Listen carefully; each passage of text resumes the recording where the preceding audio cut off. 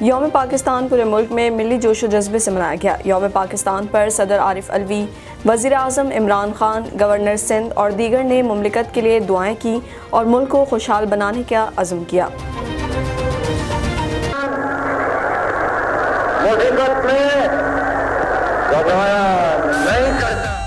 نماز فجر کے بعد مساجد میں مملکت خداداد کی سلامتی کے لیے دعائیں کی گئیں۔ وفاقی دارالحکومت میں 31، صوبائی دارالحکومت میں 21 توپوں کی سلامی سے دن کا آغاز ہوا۔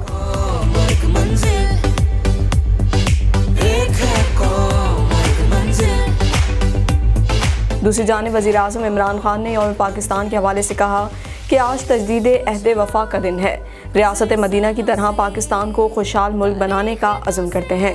انہوں نے اپنے بیان میں کہا کہ برصغیر کے مسلمانوں نے ہندوتوا ذہنیت سے آزادی کے لیے علیحدہ وطن کے قیام کا فیصلہ کیا۔ ہمیں قائد اعظم کے اتحاد، عقیدے اور نظم و ضبط کے اصولوں پر عمل پیرا ہونے کی ضرورت ہے۔ صدر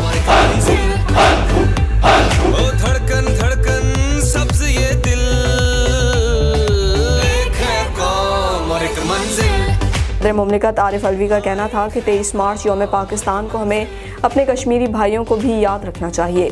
مظلوم کشمیریوں کو بھارتی فورسز نے دہائیوں سے محکوم بنا رکھا ہے۔ انہوں نے اپنے پیغام میں کہا کہ اقوام عالم کو غیر قانونی مقبوضہ جموں کشمیر میں انسانی حقوق کی پامالیوں کا نوٹس لینا چاہیے۔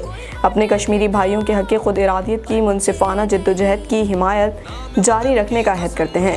صدر مملکت عارف علوی نے پاکستان کو معاشی طور پر مضبوط اور خوشحال بنانے کے عزم کا اعادہ کرتے ہوئے کہا کہ پاکستان میں بسنے والی اقلیتوں کے لیے رواداری اور انسان دوست معاشرہ بنانے کی جدوجہد جاری رکھنے کا عہد کرتے ہیں۔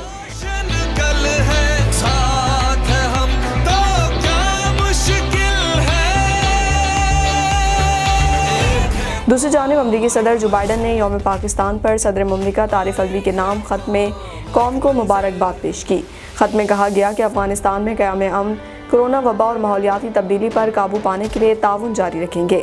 ہم پاکستان کے ساتھ شراکت داری کو مستقبل میں مضبوط بنائیں گے۔ یوم قرارداد پاکستان پر سندھ کے گورنر عمران اسماعیل اور وزیر اعلیٰ مراد علی شاہ نے مزار قائد پر حاضری دی اور پھولوں کی چادر چڑھائی۔